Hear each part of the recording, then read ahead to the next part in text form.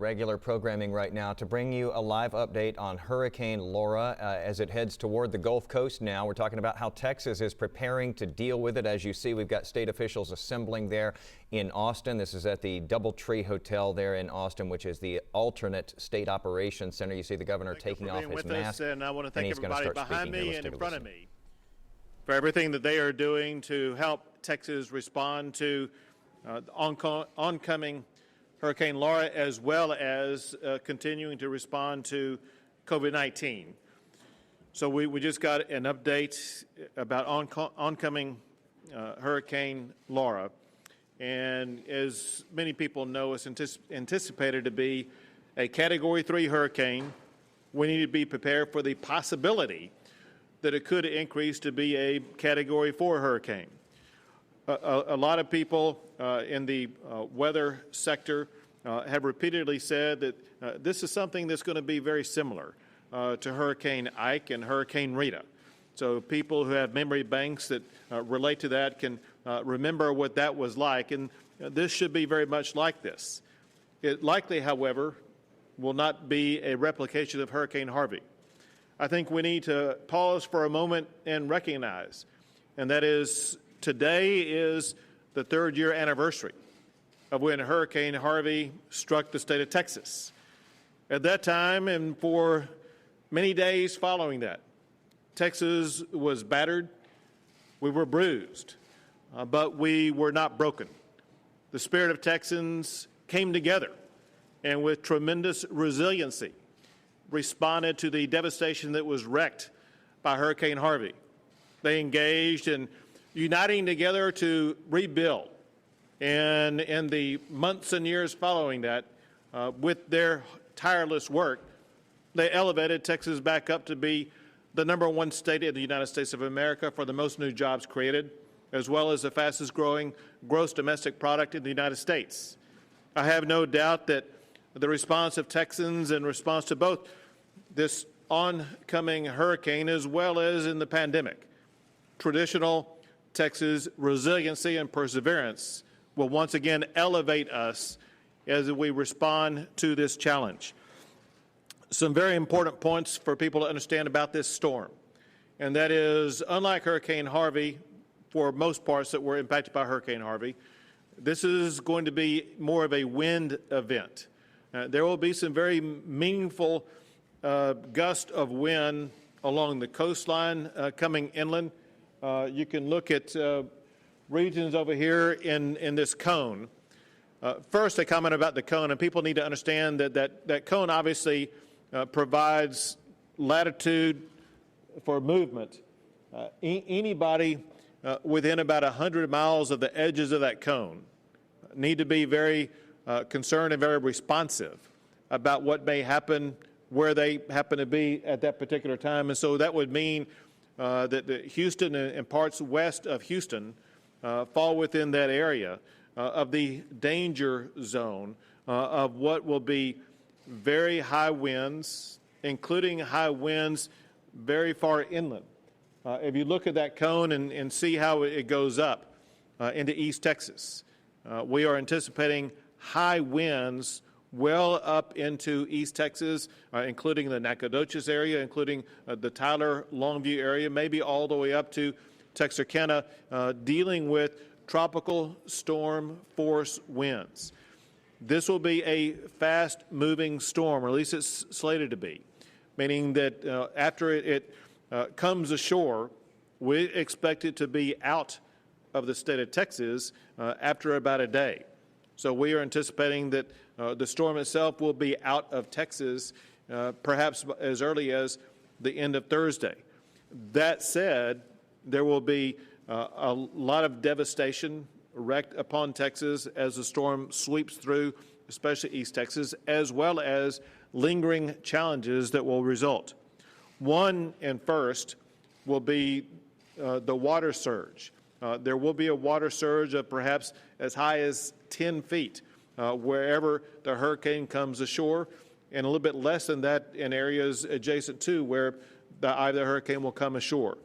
People anywhere near where the eye of the hurricane will come ashore will need to be very aware of this high water surge and the devastation that it can wreak. Be very aware that you need to make sure that you are not near that, because it can easily sweep you away, causing you to lose your life. Also, property anywhere near where that surge will take place is subject to devastating damage. Separate from that, there will be a lot of rain and a lot of rainfall through this cone-based area. And the rain will lead to river flooding as well as flash flooding, and people need to be very aware, both as they work to travel about, but also as they work to try to protect their property, that if you're in this cone area, you are subject to having high water sweep across your region. In addition to that, one thing that always occurs, but we can't predict how much in advance, it is that there will be tornadoes that will be spawned because of the hurricane and the winds and the storms that will be sweeping through the area. So everyone needs to be very cautious as they proceed forward here in the coming days, that they first do all they can to protect their lives, and second, do all they can to protect their property and their pets. But know this very important timing issue. The timing issue is that we have only a few more hours for people to make sure they take the action that is needed to ensure their safety and the safety of their property. We urge swift action be taken over the next 12 hours to make sure you do all you can to protect yourself as well as your property. Along those lines, I want to mention that there already have been announced some mandatory evacuations as well as some voluntary evacuations. The mandatory evacuations have been issued in Jasper County, Jefferson County, Newton County, Orange County, the city of Galveston, and the city of Port Arthur. Voluntary evacuations have already been made in Chambers County, Brazoria County. We were contacted moments ago by Harris County, and they said in Harris County, zip code zones A and B, there will be a voluntary evacuation being announced later today, as well as voluntary evacuations in the city of Nassau Bay, the city of Seabrook, the city of Tiki Island, and the city of Jamaica Beach, and Bolivar Peninsula. And, of course, there may be more that will be coming later today. If you are subject to one of these evacuation orders, you need to be doing all you can to make sure that you take the action that needs to be taken to protect your life. Those who stay behind may be caught in a situation where rescue teams may be challenged in being able to rescue from a situation that could cause you to lose your life. So please heed local warnings so that you can take the action in advance that is needed. With regard to evacuations, let me tell you this. There are already several evacuation centers that are set up and operational and or will be operational later today. One is in San Antonio. It opens at 3 o'clock today, so in less than 2 hours, at 254 Gembler Road, spelled Gembler. That's 254 Gembler Road in San Antonio, opens at 3 o'clock today. Another one opens in Austin at 4 o'clock today at the Circuit of the Americas, 9201 Circuit of the Americas Boulevard. Later today, there will be one opening up in Dallas-Fort Worth for the arrival of state buses. The state will be providing buses to move people to different locations, including this location in the Dallas area. It's the Mesquite Reception Center that opens at 7 p.m. tonight. It's at 15515 East Interstate Highway 20. And then there will be an additional one opening up in the Dallas County area in Ellis County at the Knights of Columbus Hall at 850 South Interstate Highway 45, which is in Ennis, Texas. Currently, there are many hotel rooms that are available across all of these regions. if people do not want to go to one of these evacuation locations, they can seek and go to countless hotel and motel locations. Actually, a hotel motel location is a good type of location when evacuating during a pandemic. Remember, just because a hurricane is coming to Texas does not mean that COVID-19 either has or is going to leave Texas. COVID-19 is going to be in Texas throughout the course of the hurricane. As a result, everyone must ensure that they protect their lives also from contracting COVID-19. One of the safe ways you can do that if you're having to evacuate is to try to evacuate to a hotel or motel room so that you and your family members can be isolated from others with whom you could come into contact with whom you could contract COVID-19. Already, before today, I issued a disaster declaration for 23 counties in the state of Texas. And already before today, the president of FEMA had granted a federal emergency declaration for those same 23 counties for what's considered to be Category A of emergency relief. Earlier today, I visited with the head of FEMA, Pete Gaynor, who let me know that the president had authorized also Category B for those 23 counties. What this provides funding for is for search and rescue, for evacuation, for police and fire officers and overtime to make sure that everybody in these 23 counties is going to have all the resources that are needed to make sure that the communities are going to be able to respond as robustly as needed to protect lives and to protect communities. Also at this time, I am making an additional disaster declaration for 36 more counties in the state of Texas. I will list those counties alphabetically: Anderson, Angelina, Bowie, Cass, Cherokee, Dallas, Fort Bend, Franklin, Gregg, Grimes, Harrison, Houston, Leon, Madison, Marion, Montgomery, Morris, Nacogdoches, Panola, Polk, Red River, Rusk, Sabine, San Augustine, San Jacinto, Shelby, Smith, Titus, Travis, Trinity, Tyler, Upshur, Walker, Waller, Wharton, and Wood. Sheltering will be available for people who are in any of these counties. Know this, and that is these counties are being added based upon the information that we have about the way these counties will face challenges. This does not mean this will be the last of the counties that I add to my disaster declaration. We just need to wait and see the ways in which the storm may change.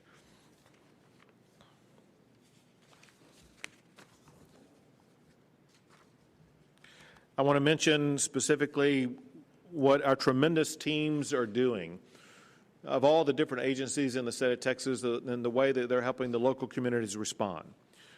They have already provided 25 ambulances with 75 more ordered, 87 boats, 200 buses, 200 buses with another 200 ordered, 41 helicopters and planes, and 152 high water vehicles. More specifically, agency by agency, the Texas A&M Forest Service has provided incident management teams at various locations across the forecasted area. They include chainsaw crews, firefighting strike teams, water evacuation and rescue teams. I mentioned chainsaw crews. Let me go back and talk about one of the challenges that Texans need to be prepared to deal with. Because of the area that's going to be impacted by this storm, it's going to be going through regions of the most wooded regions in the state of Texas. And because of the high winds that are expected, one thing that is forecasted and predicted is a large number of trees being blown down and falling. And so people need to be very aware of this particular danger, and that's one reason why we are grateful that we have the assistance of the Texas A&M Forest Service to help us work through the challenges that will occur because of the wind impact on trees. The Texas A&M Engineering Extension Service is providing urban search and rescue teams as well as swift water rescue teams. Texas A&M AgriLife, they have agents positioned to support emergency operation centers and disaster finance teams. The Texas Military Department, which includes the Texas National Guard, they are providing more than 1,000 personnel, 180 vehicles, 21 helicopters, and 4 C-130s. That includes high-profile water vehicle or rescue vehicles, airplanes and helicopters for evacuation and rescue, shelter management teams, evacuee tracking network teams, and the 6th Civilian Response Team available for hazmat response in the event that is needed. The Texas Department of Public Safety, as I previously announced, they are prepared to provide 1,000 DPS troopers and officers to be involved in this, but that also includes rescue helicopters, command and control airplanes, swiftwater rescue boat teams, flood response boat teams, dive boat teams, troopers, agents, and rangers to assist with local law enforcement with the evacuation as well as securing evacuated areas. Let me make a comment about this because I know that one thought that goes through some people's minds is if they evacuate where they live, they're leaving behind their property, and they feel maybe uncertain about the dangers that could happen in their home while they're gone. Know that the Texas Department of Public Safety is collaborating with local law enforcement to include a massive increase in law enforcement on the ground to do everything possible to eliminate looting, to protect all the private property that is left behind for the short period of time that you may need to evacuate. The Texas Parks and Wildlife Department, they're providing game wardens, state park police, swiftwater rescue boats, shallow water evacuation boats, airboats, incident management teams, as well as helicopter rescue teams. Once again, these helicopter rescue teams are so incredibly important because of the massive amount of water that we're going to be seeing, especially in the southeast Texas region, around Beaumont, around Port Arthur, that they're going to be hit heavily, regardless of the movement that we see in this cone. We know that anybody in the Beaumont, Port Arthur area is going to be facing very meaningful challenges, and we want to make sure that we provide every asset that may be needed to rescue anybody who may be in those areas. The Texas Department of State Health Services, they're providing emergency medical task force ambuses, as well as EMTF ambulances and medical incident management and support teams. The Texas Health and Human Services Commission, they are providing supplies that will be desperately needed, such as water and ice, and they're working with the nursing home facilities in the areas that may be affected to make sure that they will have the support they need. This brings to mind something that some of those nursing homes, but candidly, a lot of the regions will face, and that is people need to be prepared and get prepared right now that if you're in this cone area, you need to be prepared for the possibility, if not the probability, that you will be losing power for some period of time. It could be a short period of time or it could be a number of days. And so just make sure that you have the supplies that are needed to ensure that you will be able to have access to everything that you need for a day or two until your power could be restored. The Texas Department of Transportation is providing high-profile water rescue vehicles, traffic control devices, flood protection barriers. And the Texas Commission on Environmental Quality continues its effort to monitor both water as well as waste and wastewater, as well as air quality. And they're providing hazmat response teams to be prepared for anything that may occur. The Public Utility Commission is working with electrical providers and restoration teams to get that power back on as quickly as possible. That includes 9,000 personnel on standby, and an additional 6,000 are being requested. So we are prepared to be providing about 15,000 personnel to get power up and running again if and where it may be lost. In addition to all of that, I want to express my gratitude for Florida Governor DeSantis for calling earlier today and offering the support of the state of Florida. They were spared damage that could have been caused to Florida by this oncoming hurricane, and they wanted to be able to step up and assist Texas in any way we need, and we are very, very grateful to them for that. At this time, I'd like to pass it over to the Chief of the Texas Division of Emergency Management, Nim Kidd. Thank you, Governor. And I want to start by thanking all of our local elected officials who have made the orderly and timely evacuation orders as needed. I want to thank our citizens for responding to those orders. Our goal is a safe, sane, predictable, and well-run evacuation. I want to thank our first responders and healthcare workers that are still out there and been working tirelessly around the clock. All right, as we start to hear from some of the other speakers here, we want to let you know we're going to continue with this news conference online at WFAA.com if you would like to continue listening there. The big takeaways here, though, the Texas governor saying today that we really need to prepare for Hurricane Laura. He says that people have about 12 hours left in this state to get ready for this storm, which could affect the upper Texas Gulf Coast, and it could also tear its way through East Texas. He says we may even see tropical storm force winds all the way up to Texarkana.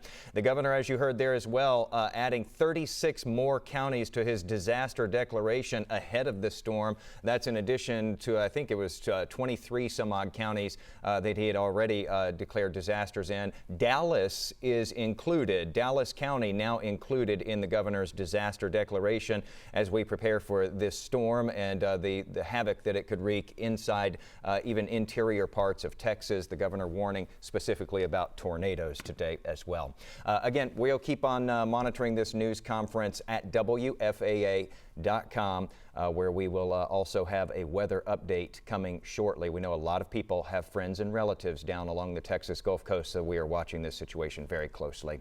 Of course, all the latest news at WFAA.com and right back here on TV in about 2.5 hours for WFAA News at 4 o'clock. We'll see you then, and for now, let's get you back to your normal programming.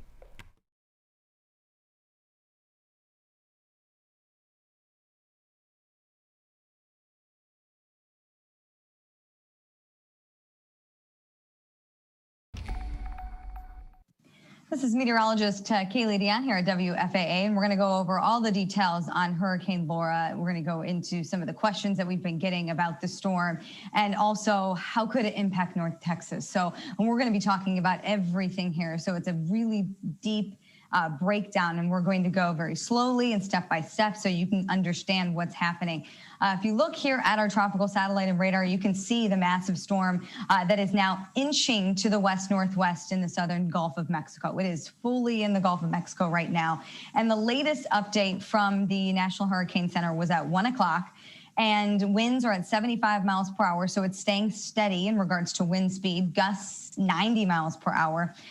The movement is about 16 miles per hour, so it's slowed up a little bit from yesterday where it was really cooking at about 20 miles per hour. So we're going to continue to watch it. It's more than 500 miles off the coast, the Gulf Coast, and will make its way between where it's at now and the coast between now and early Thursday morning, really overnight Wednesday into Thursday while you're sleeping.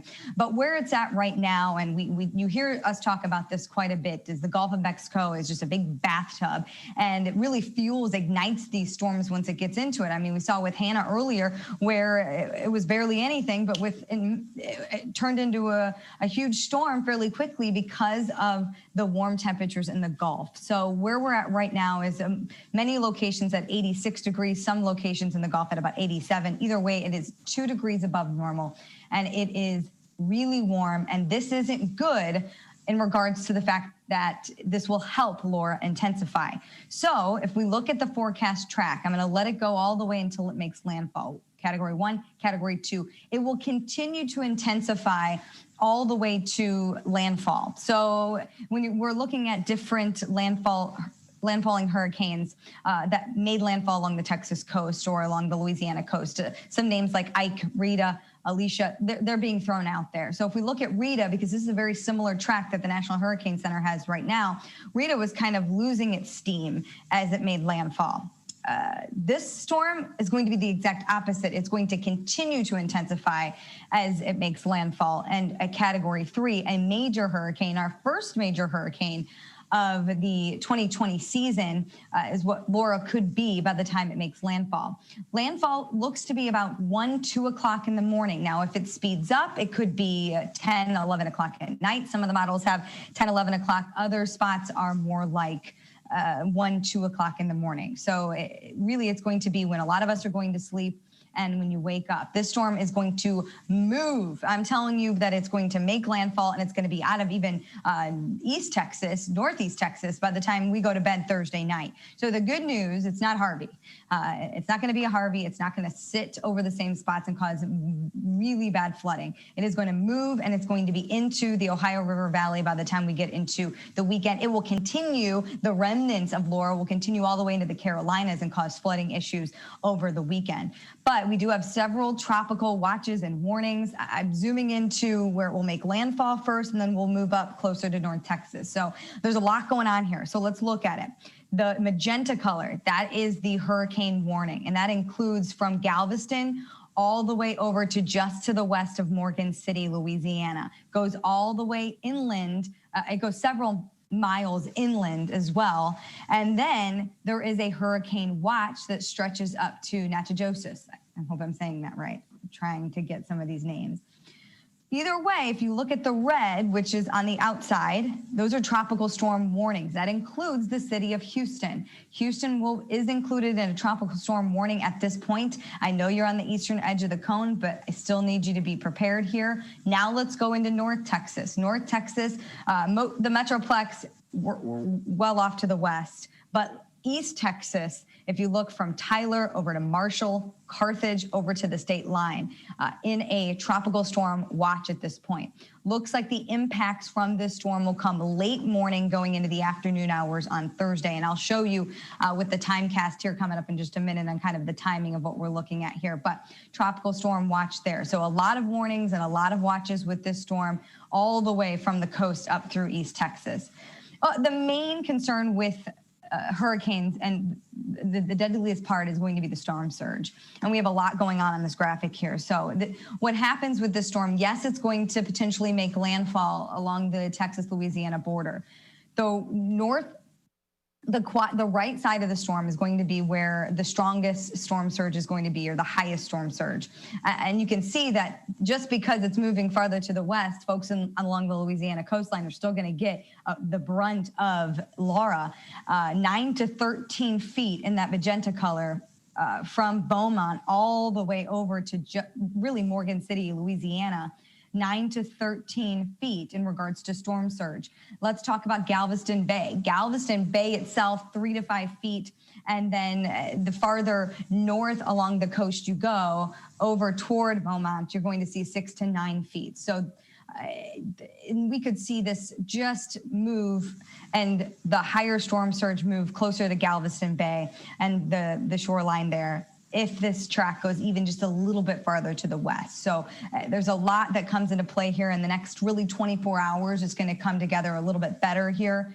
You can see there's a lot going on, even all the way up into southeastern Louisiana, still 4 to 6 feet and then 3 to 5 feet in regards to storm surge. So this is going to be a huge storm. The impacts are going to go out hundreds of miles out from the center of the storm. So not only a lot of people asking online, what is storm surge? What is this? Well, here's a graphic that I think kind of explains it. When you have high tide, the waves come in, and they come in a little bit higher. So if normal high tide, the waves come in, the water comes in here. With a hurricane or tropical system, what you're getting is the winds are pushing all of the water onto land, pushing it, basically making part of the land part of the ocean. That's essentially what it's doing. So during high tide, it pushes it up even higher because of the winds that are coming with that full force and just slamming right into land, which is stationary. So that's why you see all of that water kind of pile up very quickly. So when you're looking at a storm surge of 9 to 13 feet, think about that. It goes up even higher than what this graphic would show here. So that's essentially what storm surge is. And I wanted to show you by just putting the cone on there, because we've had another question, and this goes to how storm surge develops, but what is the circulation of a hurricane? It's counterclockwise rotation. So look at that icon right there. It's moving in a counterclockwise. That's why when a storm approaches, for example, if it makes landfall right where the National Hurricane Center's forecast says right now, then the worst of Laura would be for the Louisiana coastline. The worst of it would be there because it's on the right side where the power from those winds that are 110 plus miles per hour pushing that water on shore. So that's where you're going to see the strongest storm surge. You're also going to have, even inland, the strongest wind speeds. Then on the eastern edge, you don't quite get as much, and you're still going to, the storm itself is huge, so you're still going to be impacted, but the worst is going to be on that right side. So watch as I put this arrow on here. Because of the way the motion of the storm is moving, pushing against that coastline, this is where you're going to see the worst of it for storm surge. And again, hurricanes move in a counterclockwise rotation.